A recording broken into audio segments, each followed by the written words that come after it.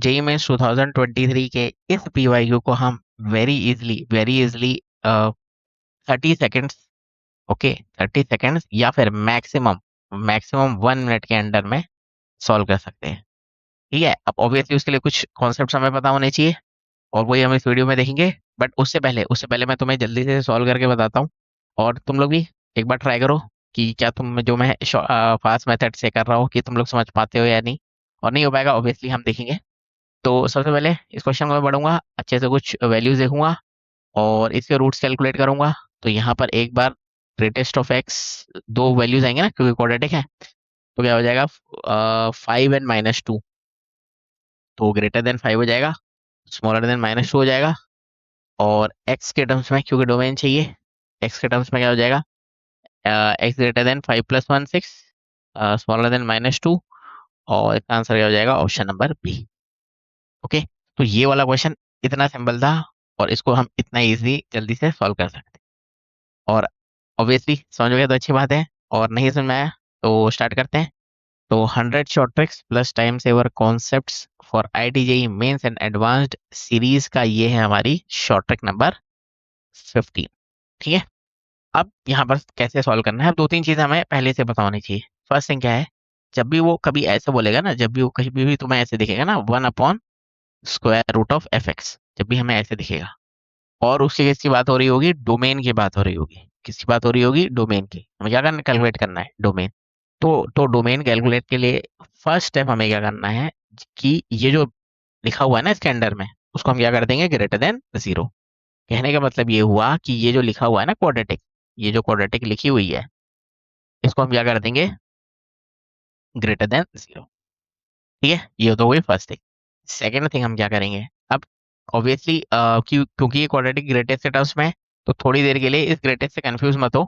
Simple procedure के लिए कुछ देर के लिए इसे ऐसे सोच लो कि ये ऐसे लिखी हुई है। ठीक है, ये जो हमारी क्वाड्रेटिक है वो कुछ ऐसे लिखी हुई है।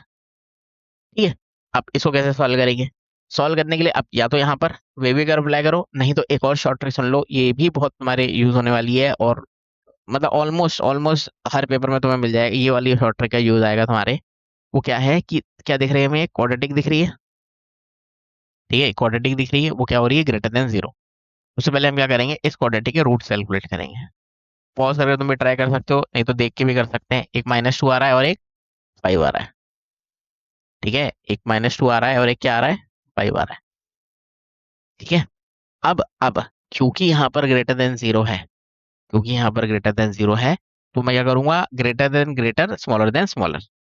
ठीक है, -2 और 5 में कौन सा ग्रेटर है, 5। तो greater than greater means x greater then क्या हो जाएगा, 5। Smaller than smaller, x smaller then क्या हो जाएगा, smaller means -2। Smaller than smaller का मतलब क्या हुआ, स्मॉलर देन -2। ठीक है, क्लियर है। अब वापस अपने क्वेश्चन को देखते हैं।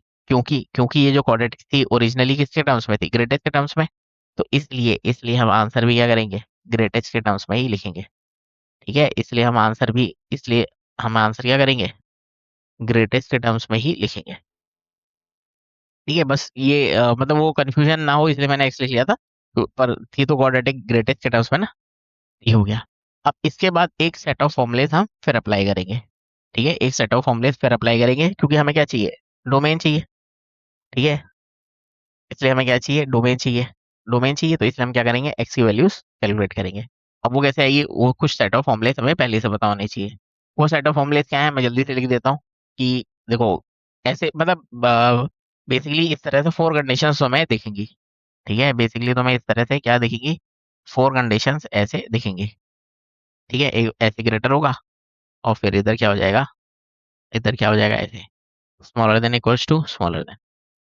ठीक है, और इनके इनके आंसर क्या हो जाएंगे, x greater than equals to a, x greater than equals to A+1, x smaller than equals to A+1। अब ये टेबल तुम्हें पहले से पता होनी चाहिए। ठीक है, स्मॉलर देन ए मेमोराइज कर सकते हो तो बहुत अच्छी चीज़ है।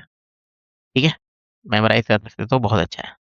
ठीक है, अब इसको सॉल्व कैसे कर रहे हैं, सॉल्व ऐसे कर रहे हैं कि देखो, ये क्या लिखा है, स्मॉलर देन समथिंग, क्या है, ग्रेटेस्ट स्मॉलर देन 1।